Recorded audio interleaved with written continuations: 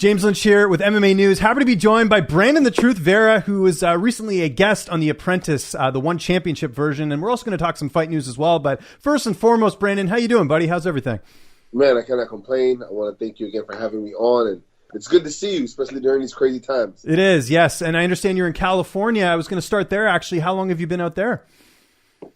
We've been here, man, maybe, time's weird right now. I don't really know. Maybe. Yeah, I lose track of days and time and all that. Yeah, no, for sure. Yeah, I hear you, man. It happens with age. I'm the same way. So maybe 4 weeks, maybe. Okay. Because last time we talked, I think was right around when the pandemic was starting, and you were in Guam, and obviously your wife was pregnant, and so now I know you've done obviously everything's going well from what we've talked about off air, but what was sort of the reason to go back to California? Because I know travel must be pretty restrictive right now. Travel is hard right now, especially around the world, and the thing that was driving us was after we had the baby, we were home for about 5 or 6 weeks when we were just looking at him.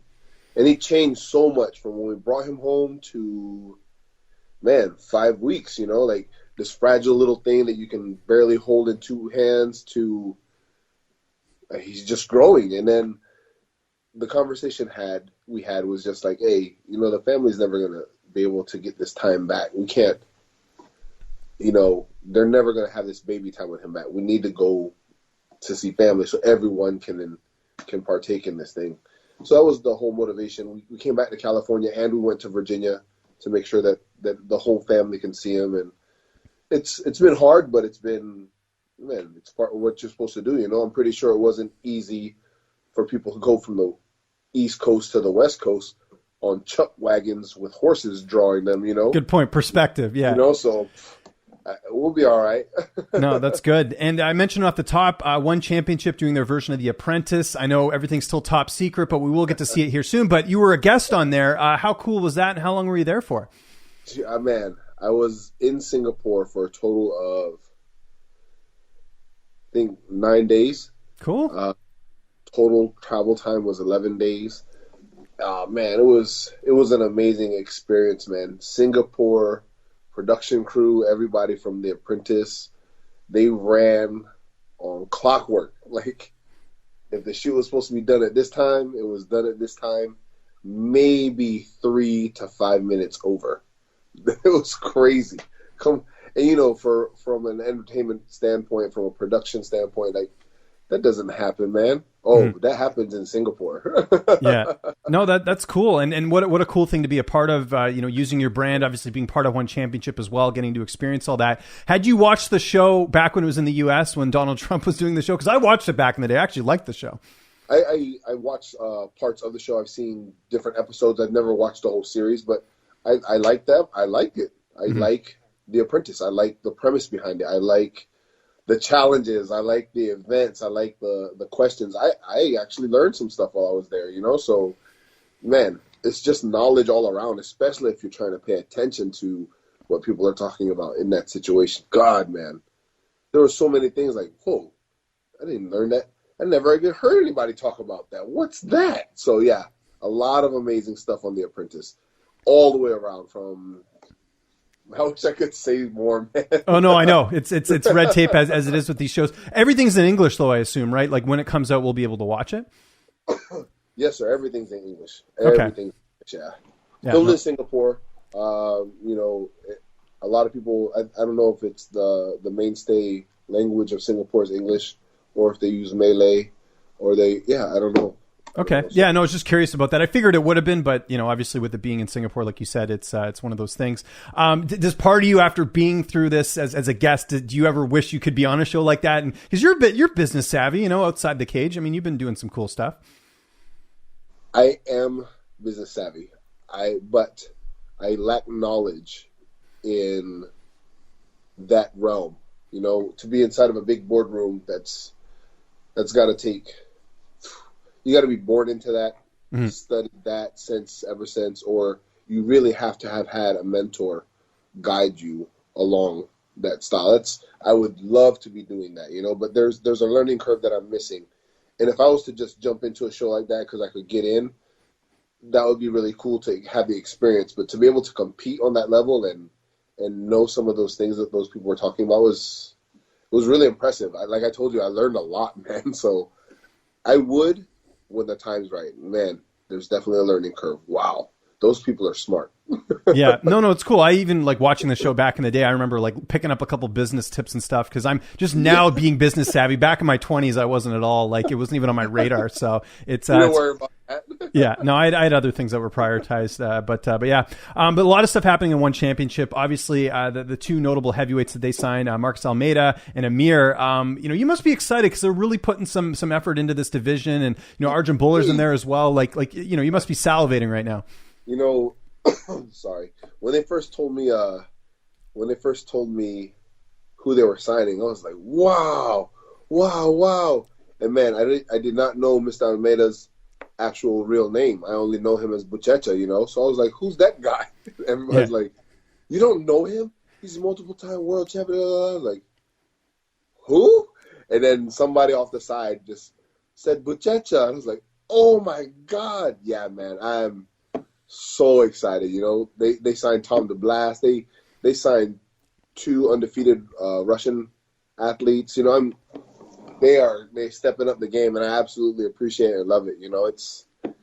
It's what it is. This is what it's supposed to be. It's supposed to keep you on your toes and nervous all the time. So it's an amazing feeling. It's an amazing feeling. And yeah, the roster's deep, like I said, so there's a lot of options in terms of what's next. But it looks like Arjan Bhullar will be your next opponent. Is that your understanding? Because you were supposed to fight, obviously, earlier this year. COVID sort of scrapped those plans. Is that what you've been told, or is it still out in the open right now in terms of who you'll fight next? We've already signed the contract. Oh, nice. Okay. Pre-corona, COVID, world shutdown. So that's the one that's still going on. Him and I will be meeting in Circle. I'm hoping first quarter of the year, maybe March, April. Mm-hmm. I have some things to finish up in the Philippines. The whole world is opening all at the same time. It's weird. So now everybody wants to do everything now. So I have to have some commitments to finish up in the Philippines, and we'll be right into we're training now, but we're into camp. We'll be into camp in January, I would imagine. Okay, that's good. And obviously, Arjan, we know his wrestling credentials, training at AKA, for Canada in the Olympics and everything. Style-wise, how do you look at that fight? I would say it's sort of a striker versus a wrestler is kind of how I would look at it. That's what people keep saying, but Arjan, he's got really, really amazing boxing. Like his hands are fast. Mm-hmm. His head movement's good, and he doesn't mind trading in the pocket. Like he'll stand in there. He's from AKA, so those boys, they're all a little crazy anyways. So, to say that I have the advantage in striking, that would be kind of undermining or not respecting his skill set on the feet. And, man, he touched up his last opponent, man. He fought Maru Cirilli the Hammer. Man, he was touching the hammer a lot with the jab and the right hand. So we just got to stay sharp, make sure we stay fast, and get to him before he gets to us. Wrestling, I would absolutely love to be engaged in a wrestling match. It would be, I'm not going to say welcome, because striking is always first welcome, but I would welcome a wrestling match. That would be pretty cool. Okay. Yeah, no, it's interesting. Any concerns? I imagine there isn't, but any concerns about him actually getting down, like to fight overseas? Because, Arjan, I think I told you this last time, he lives like 20 minutes away from me here in British Columbia in Canada. And I know there's been a lot of restrictions with some of the traveling and, visas and all that stuff. I know some Canadians have been able to go over and compete internationally, but is that something that's even been brought to your attention at all? It's the world right now. Yeah. We just kind of got to play by the rules that are laid in front of us when we land wherever we're landing. Because, man, peoples have had to turn around. They've had to spend money they weren't expecting to because rules changed when they landed somewhere, We're just in the corona world. We're just getting ready to stay ready to get ready. Yeah, no, definitely agree with that. A guy you fought in the past, Jon Jones, obviously right now is not fighting. It looks like he's going to heavyweight. I don't know if you've been paying attention to that, but do you think he's going to actually go there, or do you think he'll come back down with this whole Israel Adesanya moving up now? Because that's the fight everyone wants to see. I don't know. It's Jon Jones. What day is it today? What time is it now? True. Yeah, no, we don't know for sure. I wish that guy was a better ambassador for himself, man. Just because, God, man, all the success that he has right now would be times 1,000. He could literally have become the Rock of MMA if he wanted to. He could have surpassed Conor if he would have just kept his brain together. So I feel bad for that guy, man. But I hope that he does come back down and competes with Izzy if it all makes sense. You know, that would be a great show for everybody, and I hope and I wish him well before and after. So, come on, Mr. Jones. Got to get it together sooner or later, brother. Did you watch the Mike Tyson and Roy Jones Jr. fight this past weekend? I actually did get to watch What did you think of it? It was cool, man. Like, it wasn't a boxing fight. You know, it wasn't a fight, but I really respected their styles because both of them can still do what they want to do, you know? Granted, Roy Jones got tired after the second. There was no more gas. But even that being said, Mr. Jones was tying up Tyson like you're supposed to tie up somebody when you're tired. So it was very cool to see masters of the craft apply the skill set of boxing the way they did. Roy Jones was still doing his no-look jab, his jab, hand down, slip, jab again. Mike Tyson was still doing, so it was fun to watch, very fun to watch. I'm a fan of the no knockout rule for them. We all know how boxing is and what it does to the body. I am a fan of the league. What's it called? What did Tyson and them talk about? They called I think it's like the seniors. I can't remember the name of it, but yeah, I know what you're referring to. Yeah, it's like a seniors tour or something. Yeah, I would watch the seniors tour because they would show off a little bit and do things that would normally do because there's the no knockout rule. You automatically get fined or something if there's a knockout. So I'm a fan of it, man. Because we could see them do the amazing stuff that we didn't get to see when they were actually fighting back in the day. You bring up a good point. And then, of course, also on that card, they had YouTube star Jake Paul knock out Nate Robinson, the former NBA player. Would you ever take a celebrity boxing fight like that if just for fun? Because there'd be a good payday out of it. I guess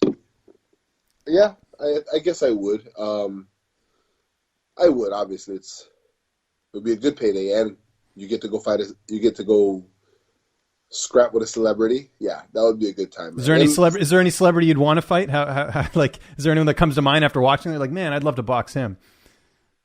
Nah, no, I've never thought about it. They'd have to call you out. Yeah, I think that's how it works. They'd have to call me out. Somebody would have to say, and I don't know many celebrities that would want to call me out. That's true. Yeah, no, I agree with that. Brandon, really appreciate the time, man. Always good catching up with you, man. Just remind people where they can get a hold of you on social media, and if you got any shout outs or sponsors or anything like that, I'll give you the last word. I just want to give a shout out to my friends, my family, my wife, and my baby. Everyone who's ever helped us throughout my entirety. Like when I was a little kid that just needed antifreeze to put in my car to get home, to people who finally showed me how to meal prep and showing me how to train properly. I appreciate every single last one of you. You want to find me on social media? I'm on all of them, including Parler. I don't know what all my handles are. I'm pretty easy to find. There's usually a check mark beside it. Yeah. I love you guys. Thank you very much. Thank you for having me on your show again, man. It's been awesome. This is always fun. It's always a good time.